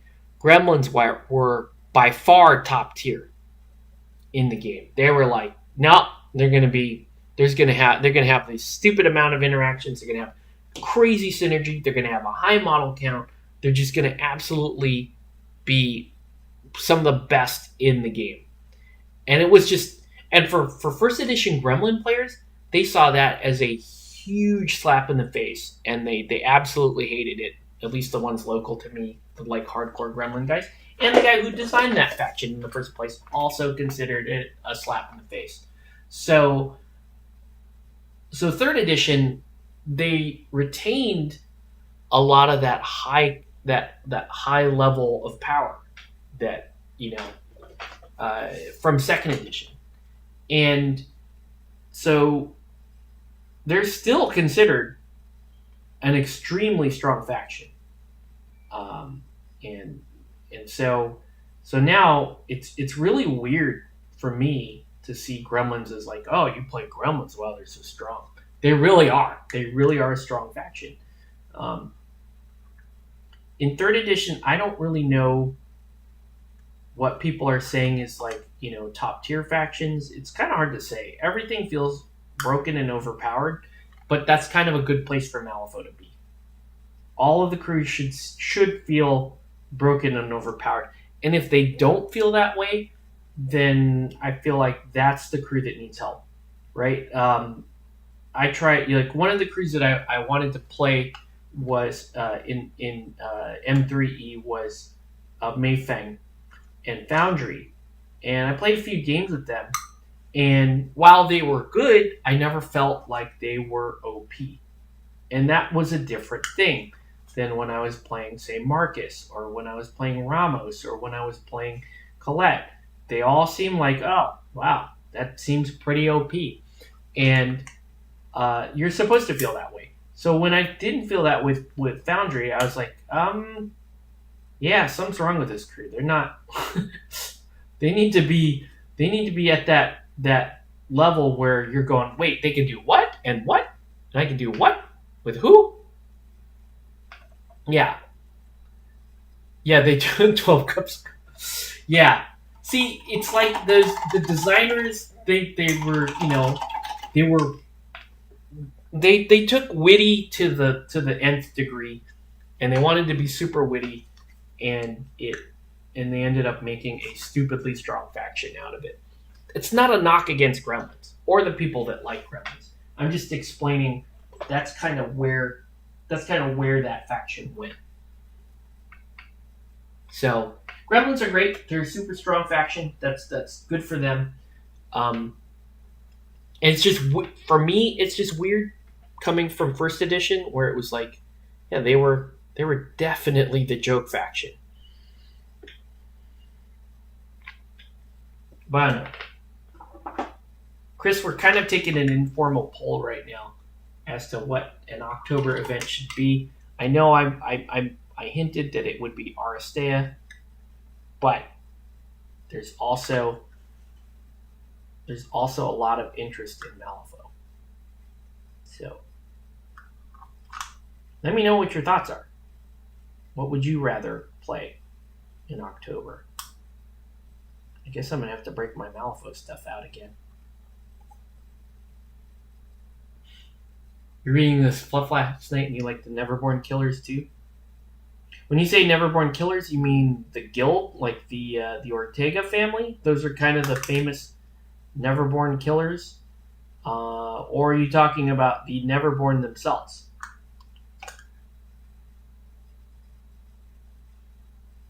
Neverborn used to carry around that Crick stigma, basically, back in first edition. Still very strong, but I can say that about any faction these days in Malifaux. Still very strong. Oh, that's a strong faction. That's not telling you anything in Malifaux these days. That faction is very strong. Doesn't mean anything. So many things in Malifaux are strong and seem overpowered. It's not even...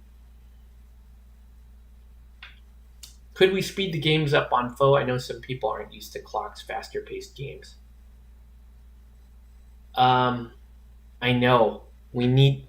That's the main issue. So we got to figure out how to make that game faster without kind of expecting people to play a bunch of games between now and October. Right? Because that's ultimately how you get... Yeah, Regan, you're talking about the Ortegas. Which are cool. Ortegas are pretty. They're sort of okay. I'm going to use a term here that might be insulting to people. Ortegas were kind of regarded as sort of the Space Marines of Malifaux because the Ortega family is a very complete faction. It's very easy. You buy the Latigo, the Ortega. Box and you buy a couple things and you're good to go and you can handle a number of situations. One of the most economical crews that you could run if you don't want to go outside of keyword in Malifaux. And everybody kind of has their place and it's just nice. I can follow this. The interactions aren't terribly complex. So usually it's usually the box I would hand to more casual people. The more casual people go, hey man, I just want to play something that's fun and it's not going to eat up a lot of my brain. But I can kind of, and I can do reasonably well if I knew what I was doing. I hand him an Ortega box for that because that's kind of the best way to describe that. What was I? I was supposed to look up something. Looking up something. I just don't remember what it was. Okay. Hey, buddy. Where'd it go? Yeah. So okay. So it's like hash marks.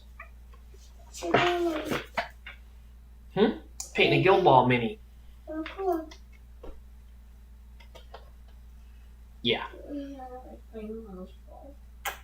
So I do need to. I don't know. The other day I was looking at Rasputina the other day, mainly because I want to paint Snowstorm because I really like that model.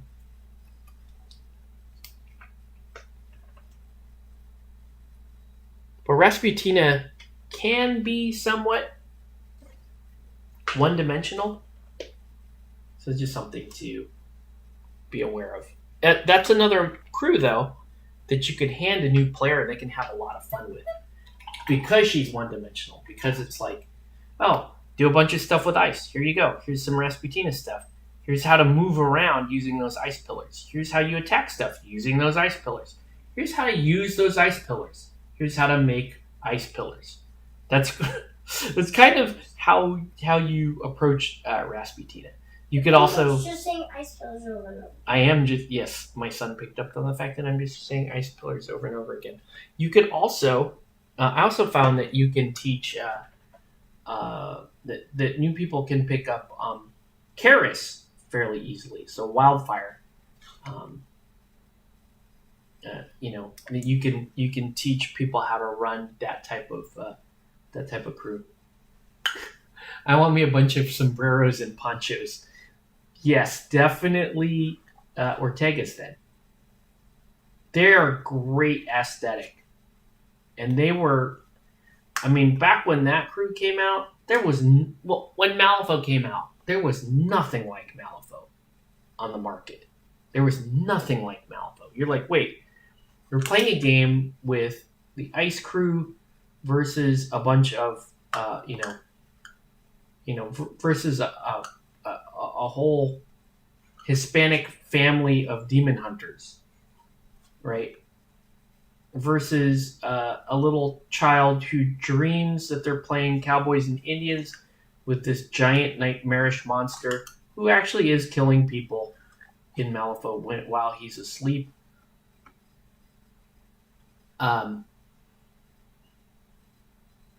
So yeah, Malifaux for theme just has so many things that you like. You like clockwork, steampunk stuff. That's kind of my gig. That's why I was drawn to the Arcanist faction because they got a lot of steampunk, a lot of robotic stuff, and then they have the Showgirls, which is my absolute favorite.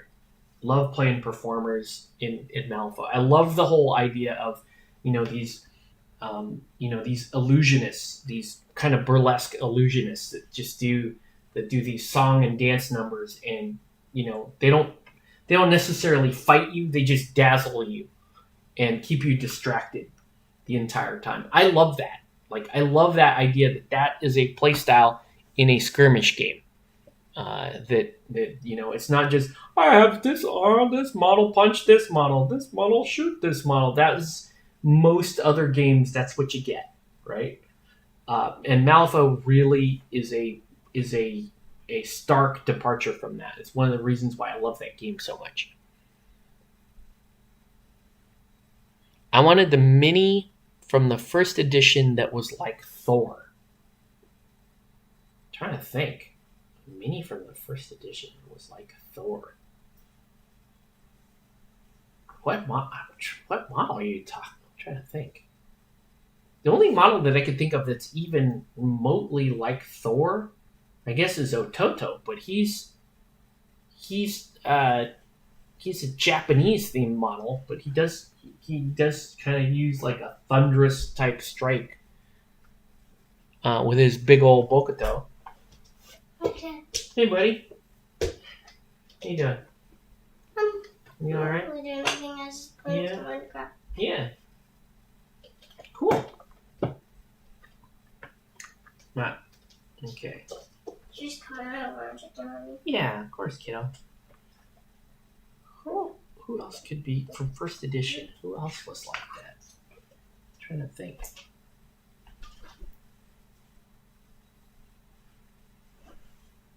I do miss painting Malifaux. I miss that a lot. I've got this werewolf guy here I've got to paint at some point.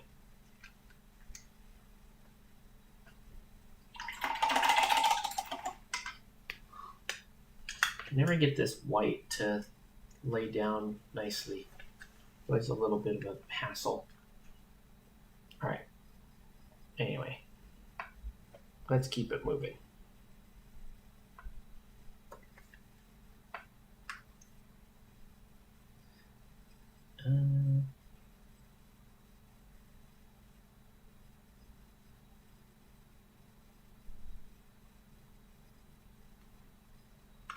So like that. Wait, did I do that right?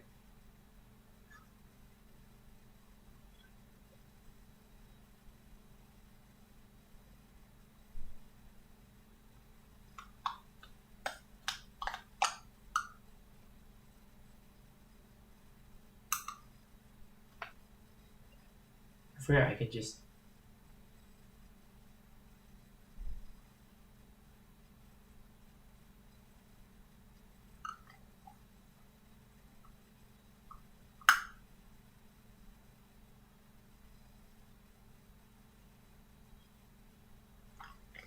There you go.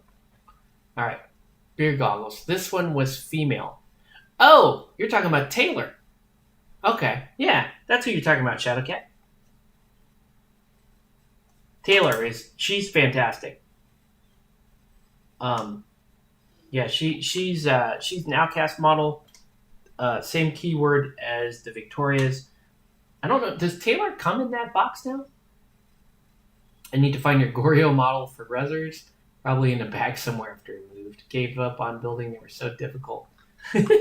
Yeah, building Malifaux is kind of a pain. It is. It can be very difficult to build those models. You know what I miss the most with Malifaux is simply shuffling the deck. That was always my favorite part of that game. Ah, new round. Shuffle the deck. I always just liked that. I liked that feeling. I like the feeling of flipping cards as opposed to rolling dice. I feel like there's slightly more control. It's not that. It's not that huge. It's not as big as fans of the game would like you to believe, but it definitely helps. Right? It is a resource that you can manage during a game, and that's pretty big, but they want you to think that like there's no randomness in Malifaux, and that's just absolutely not true. So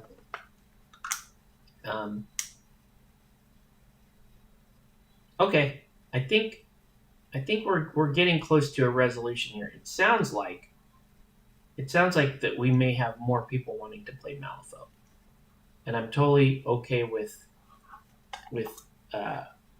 hosting a Malifaux event. It's fine if it's in September. Maybe we run. You're bound to get better if things are bad, right? Yeah. Maybe we do.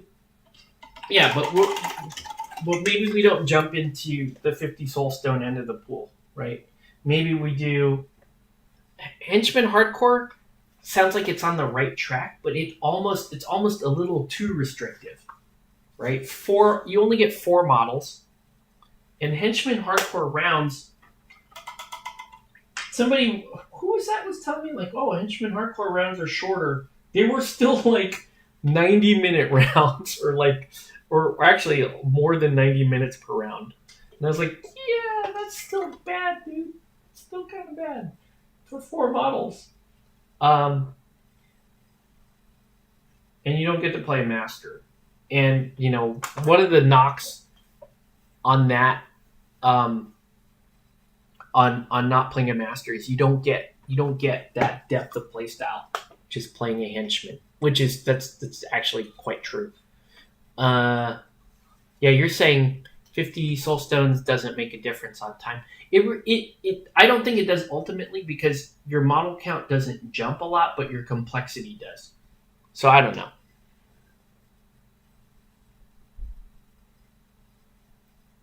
Henchman hardcore sounds like you're. Yeah, I don't know. I think the average value of a crew box is like in the 25 soulstone range.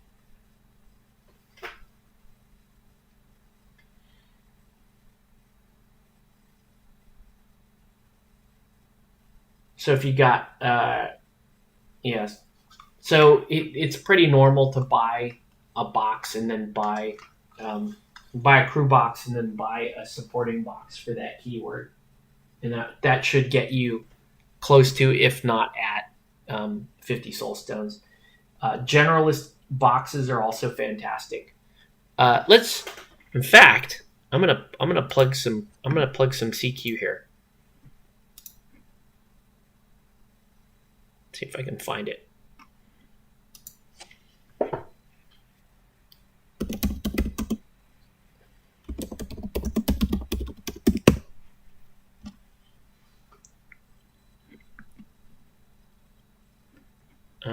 Let's see.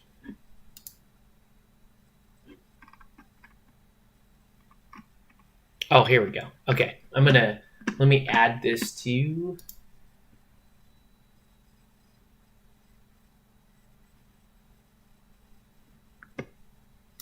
Okay, so I'm going to add, and so here's the Comic Quest Malifaux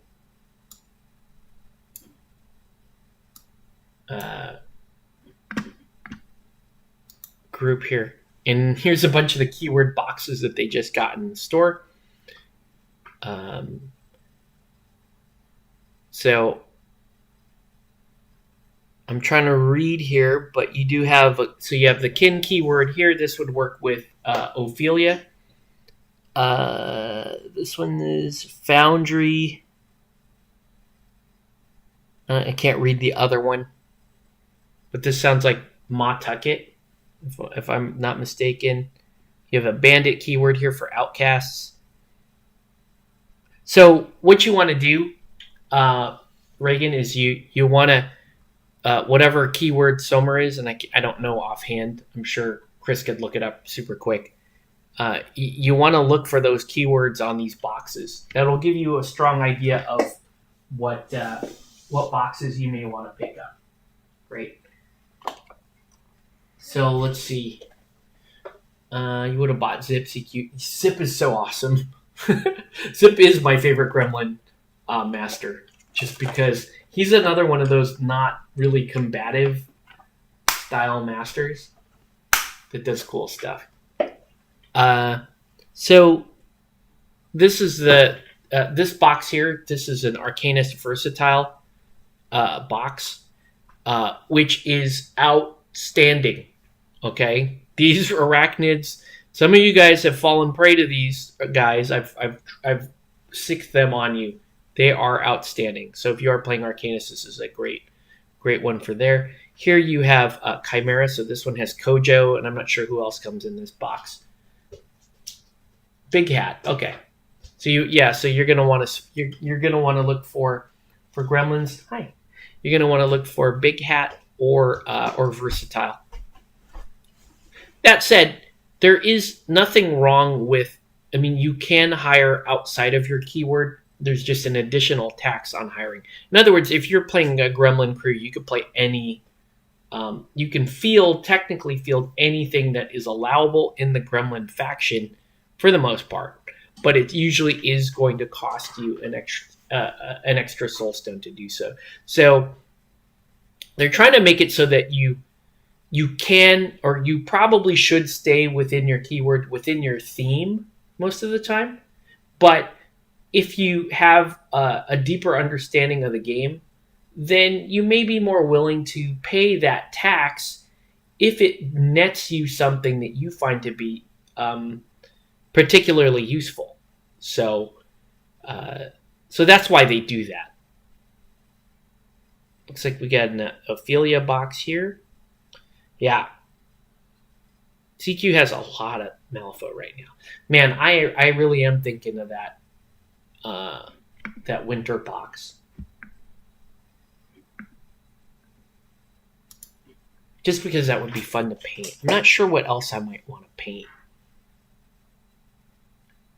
Outcasts seem really cool. Oh, I always really love painting 10 Thunders. So any of those Japanese style models are fantastic. I don't know. We'll think about it. Midas is looking pretty good. He's moving along. He looks like he's standing on a pile of gold, and he's luring you with a pile of gold. That seems like Midas, right? Okay. So yeah, we're working on that and getting close to the end of our feed here. So you can interchange between faction or keyword. Well, here's the thing. Your master is part of a faction, and he's usually represented by one keyword. So you're encouraged to hire, depending on the masters you want to run, you're encouraged to hire within that keyword.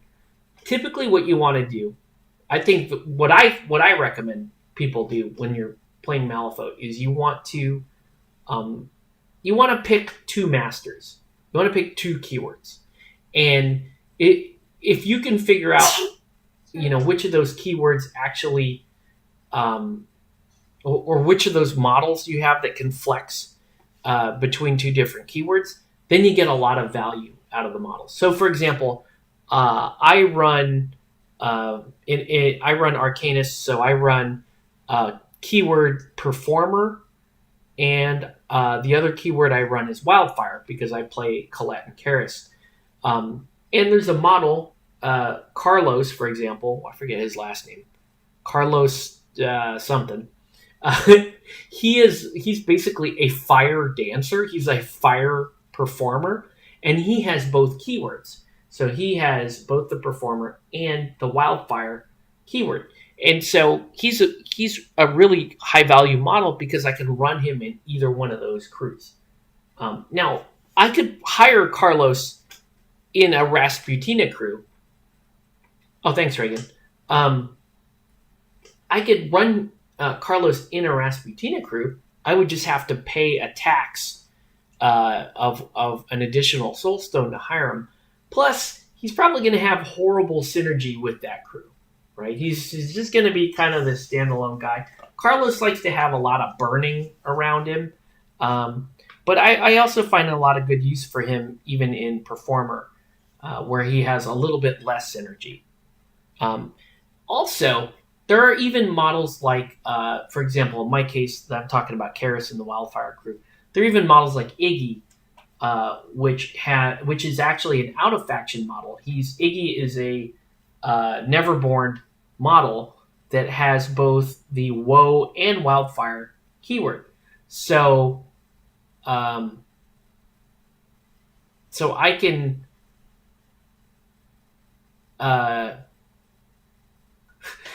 hire Iggy into my Wildfire crew.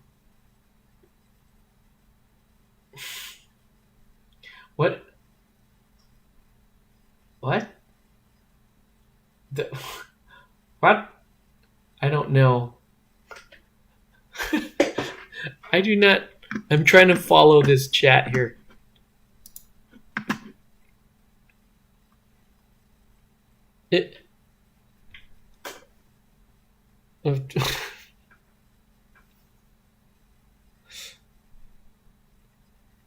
Yeah. So, anyways, I hope that explained something. I hope you got a little bit from that. So you have a Sommer box. So you're gonna, so it's a good idea to collect big hat models, it's always a good idea to get versatile models. I do like that Firestarter song. It's dope. There actually, Shadowcat, there is a model named the Firestarter in the Karis crew, which is super cool. And I have the female version of that model, who I think is even cooler than the regular male version of the model. Man, okay, I really am starting to miss Malifaux now. Maybe I get out and play some Malifaux this week. When can I do that? I don't really have time to do that. I would love to do that. Why don't I just flip through some books? I'll shuffle the deck and flip through some books at some point. Break my old stuff out. But I bought this guy here so this guy is people call him the werewolf pimp because he's got the cane and the pimp hat, and he goes from this to this. And you can see it. Look at here's an issue with Malifaux. See that how his face, the werewolf's face, is in like 3 parts. So you can see all the joins in there. That's kind of annoying. Yeah, I don't know. We could probably figure out a time, or I could run a demo game for you. Yeah, we can play. I don't know if I have time to do both. But maybe we could figure out like Friday afternoon, something like that. Maybe we could work something like that out. Bing wants to learn as well, so we could do. Maybe we could do that. Maybe we could have you and Bing show up and we can set up some tables and teach you guys how to play. What do you say, Chris? You want to come? You want to come play some Malifaux? Maybe Friday. It's the best bet for me.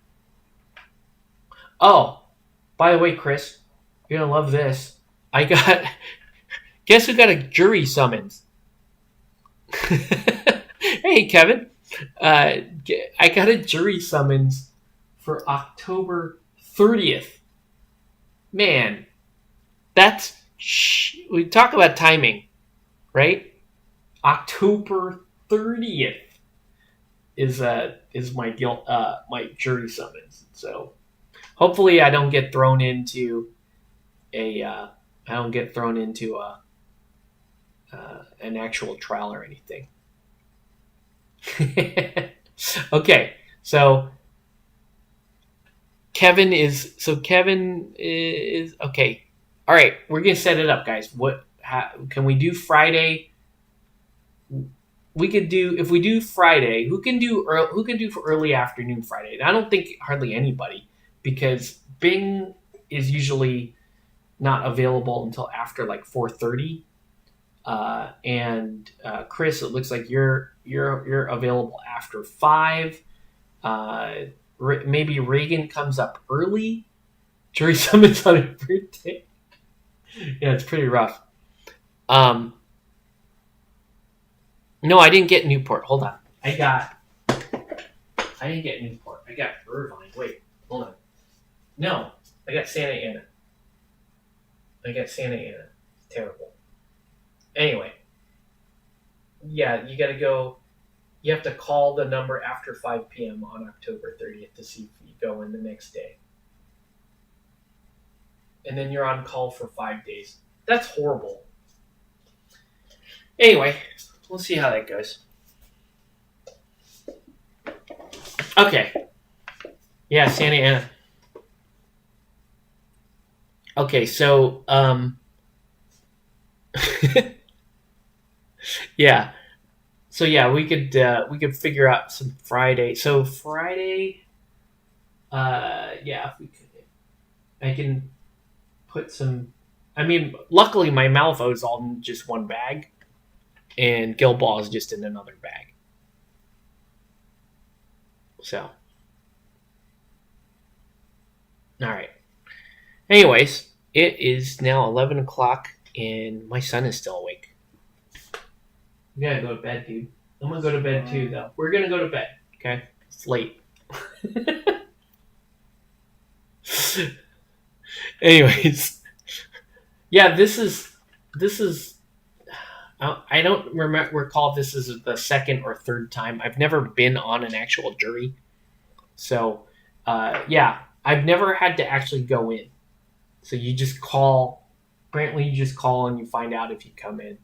And Chris has been through this recently. So if you do go in, you just go. You just sit in. You sit in a spot all day long, and you try not to kill yourself. But yeah,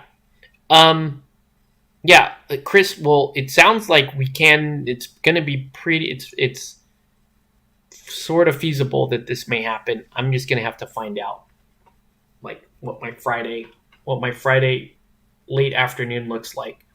So, all right, guys, I am going to call it. I'll let you guys know about Malifaux. But yeah, here's Midas. Hey, buddy. That's my season 3 Midas used to do. But yeah, have a good. Thanks everyone for watching. Yeah, we'll put together some plans. I'll reach out and let you guys know my availability. Have a good night, guys.